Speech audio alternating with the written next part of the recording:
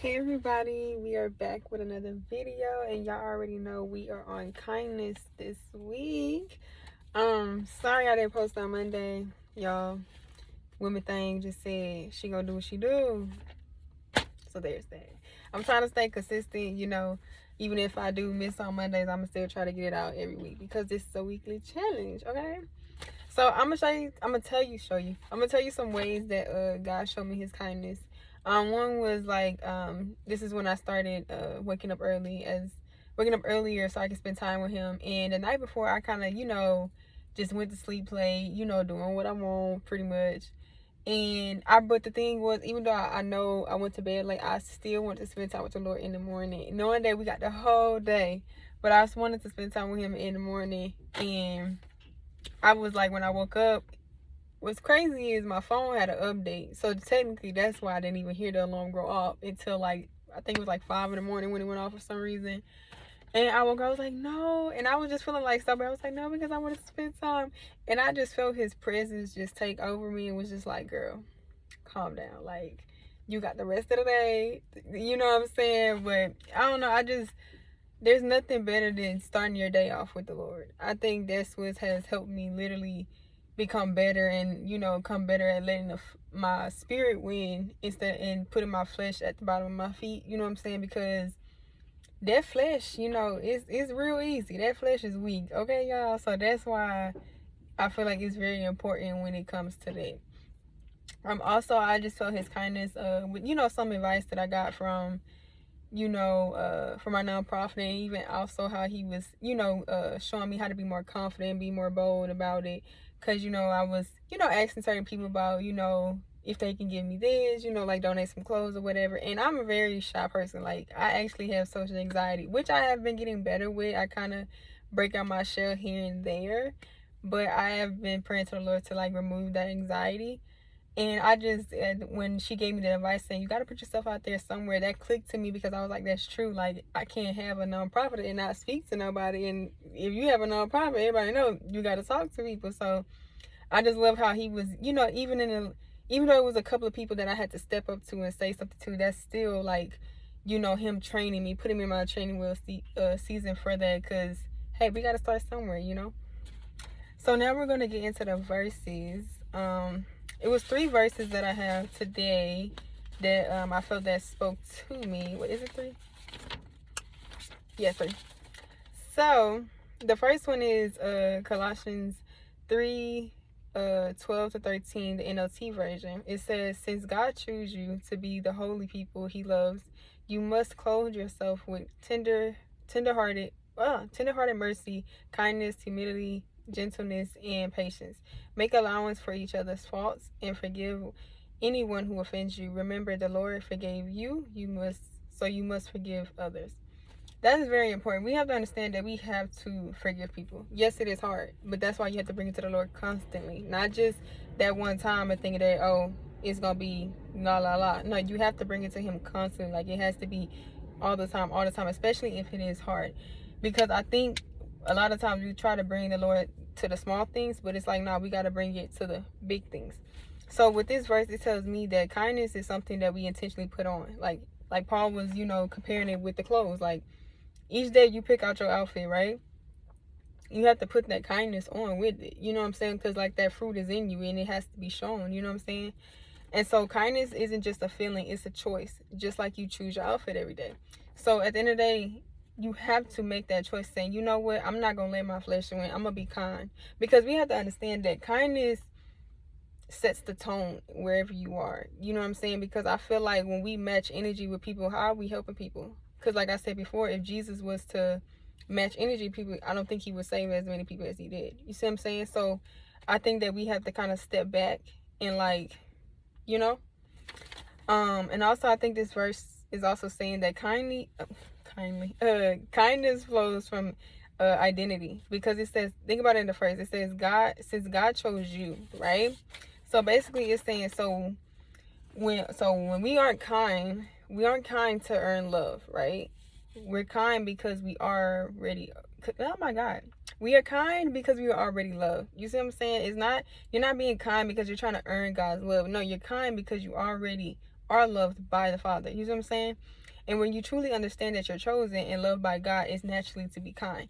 This is why I say, when I spend time with the Lord, I ask the Lord every morning, I say, put my flesh underneath my foot so it does not even have the chance to flow through me, so that it would just naturally come out of me. Because I'm telling you, when you focus on the Lord and when you focus on just being obedient towards Him, I'm telling you, the fruit of the Spirit naturally flows out of you. Because you like, I'm not finna let you jack up what I got going on, and I'm not finna let you jack up my obedience to the Father. Yeah, you being like the way you are, but I'ma still show you kindness. Because at the end of the day, I'm not worried about what you got going on. Of course, I'm gonna pray for you, but I'm not gonna let you jack up what I'm trying to build. And what I'm trying to build is my character, and not let everybody just like get that energy out of me. Because a lot of people will see your light, and a lot of people will test you. You have to understand that too. So also, kindness makes space for people's imperfections. Because we have to understand that you're not perfect, I'm not perfect. Why do we have to put this expectation on people thinking that they're supposed to be perfect when there's no such thing as that? There's no perfect person in the United States of America. Nowhere in this world nobody's perfect. I don't care where you're from, you ain't perfect. You fall short somehow. You know what I'm saying? And I think it's important that we make room for that. Because I think, what is this?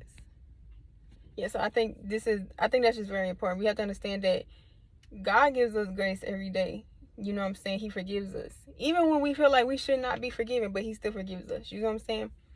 So make allowance for each other's faults. That's what it also says in that verse. It says basically it doesn't cancel people at the first mistake. It's patient, it gives grace, and it forgives. Because at the end of the day, we all fell short when we maybe been rude to somebody, disrespectful to somebody, and we were having one of them days. And you got to think about it. Maybe that other person was just having one of them days. So that's why we have to take that in consideration. Like, that person was just having a day. Let me just, and then even if that person is naturally like that, I would just say, keep your distance. I'm not saying, oh, you gotta, oh my God, you gotta have no, you don't have to have a conversation with that person all the time. Just keep your distance. But at the end of the day, even when they are being the way they are with you, still show that kindness. Because at the end of the day, kill them with kindness.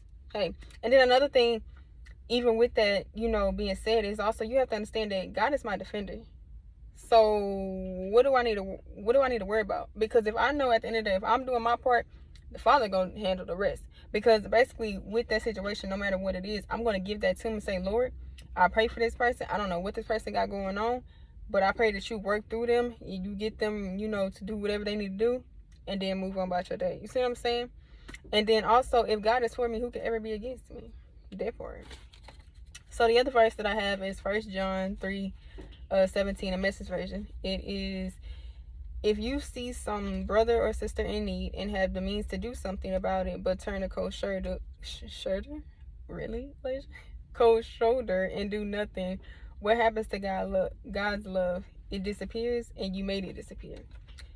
So I'm gonna kind of, put my little business out there. It was a situation where it wasn't related to like, finance or anything like that, to help with like money. But I did have the information that the person needed, or whatever. And I was letting my flesh, when I was like, no, because this person is disrespectful, they lie, they do all this. And I was letting my flesh win. But I'm telling you, that Holy Spirit was convicting me, okay? And the Holy Spirit was like, you can't say you trying to get better at, dying to your flesh and all this other stuff, but you letting that flesh win right now. So I caved in, y'all. I had to, because that conviction was strong, baby. And then I had the stuff in my pocket. I was like, oh, let me go ahead and give this information to this person. It was in my vest pocket. I was like, let me go ahead and do it. So even though I'm trying to help the person and they steady being rude, I still had that natural composure. But you want to know what's so crazy? Like I said in the verse before, it naturally flows out of me. Even though the person was being rude, the crazy part about it, I didn't even realize I was still keeping my composure. I was still being kind. I was still trying to be helpful, even though the person was still like, trying to get me to like get out of my kindness in a sense. You know what I'm saying? And what's crazy is literally after I step back on myself and I'm talking with the Lord, I'm like, Lord, I could have took it there, but I didn't. So I just know that's the fruit of the Spirit that's dwelling in me, and you are moving with me, and I'm just focused on being obedient to you. So now it naturally flows out of me. Okay, because I was like, Lord, you know your child. You know I would have took it there, but I kept it real cool. I kept it real cute. You know what I'm saying? But at the end of the day, this shows you that kindness reveals whether God's love truly lives in us. Because like they say, actions speak louder than words at the end of the day. So you, like, anybody can say, oh, I love the Lord. You can know every Bible verse, you can know every book in the Bible. But if what's in you ain't naturally coming like out of you, how can you say you love the Lord? Because like I said, anybody can say I love you. Anybody can say, oh, that's cute. Or anybody can say anything, but if them actions don't match what they saying, then is it even worth anything? You know what I'm saying? My opinion. Hey, so this verse reveals that something can be spiritually off, because love isn't proven by words; it's proven by actions. Like I said, actions speak louder than words. That means, like, if you talking the talk but not walking the walk, that means something spiritually is going off with you, and you need to take that to the Lord and say, Lord, show me. Because I'm always asking the Lord, I'm like, show me at the end of the day. Because I need to know what flaws are still in me that I'm not trying to, dig up the dirt to get that root out. You see what I'm saying? Like, you got to always be trying to get to the root of every part in you. And yes, sometimes you might not want to bring it up. Sometimes you may not want to go through it or, bring it to the table. But at the end of the day, if you want to live the right way, that's the only way it's going to be able to happen. You know what I'm saying? And then the last verse is Romans 12:10, the NLT version. It says, love each other with genuine affection and take delight in honoring each other. Basically, this is saying kindness is loving people. Kindness is loving people sincerely and choosing to honor them. It's not just being polite. It's genuinely caring and finding joy in lifting others up instead of competing with them. For me, I honestly feel like if we actually wanted to come together as a community instead of being so jealous of people or manipulating them, trying to get something out of them or whatever, I think that the world would be such a better place. Like, we can all be putting each other on, but I think it's always this end game with people where they feel like, well, if I put you on, then if you succeed more than me, then it's gonna be an issue. Now you got to give me some of that money. Why does everything have to be just money? Why we can't just uplift each other? But then we get mad about how people doing this, people doing that. But it's like, what are we doing to help the situation? We only making the situation work by dividing each other. You see what I'm saying? I just feel like the world would be so much at peace if we just love honoring each other. Like, I'm the type of person, like, I don't care if I gave you the advice or I gave you this type of information and it took you off, it took you skyrocketing and you did the biggest thing in your life. I don't care, because at the end, I get joy knowing that I helped you. So I get joy knowing that I didn't do this with the intention like, oh, well, you better slide me some money because, I put you on. No, I do it because it's like, I want to see people succeed. You know what I'm saying? Because at the end of the day, I'm content with what I have. Because as long as I got a roof over my head, clothes on my back, shoes on my feet, food to eat, something to drink, I'm content with that. But I think a lot of people aren't content with what they already have, so they want to be greedy and get what everybody else. They trying to eat on everybody else's plate. Just eat on your own plate and see how that plate can grow. You know what I'm saying? But put people on, there's nothing wrong with that. Even if they do it succeed better than you, like, learn from the person. There's nothing, like, y'all, let me not get too deep in, because I feel like I'm getting too deep in. But I just feel like if we help each other and get along, perfecto. But basically, I'm gonna kind of, go ahead and end this video. So the whole sum of it is that kindness is intentional, it's chosen, it's active, it's genuine, it forgives, it honors, and it responds. Actually, louder than words. What I'm telling you, when you spend time with the Lord and you really focus on just being obedient to Him, being, trying to do His ways and not yours, letting your flesh be under your feet so that your spirit can dwell in you. I'm telling you, it'll be moments where you be ready to tweak out, but your spirit is being fed because you're starving your flesh. You see what I'm saying? So this is why it's so important that you stay in the Word, that you constantly pray, that you ask the Lord to reveal who you are. Because I'm telling you, when you starve that flesh, it won't have access to you no more, because now you feeding that spirit. You see what I'm saying? You feeding the fruits that's dwelling in you. You see what I'm saying?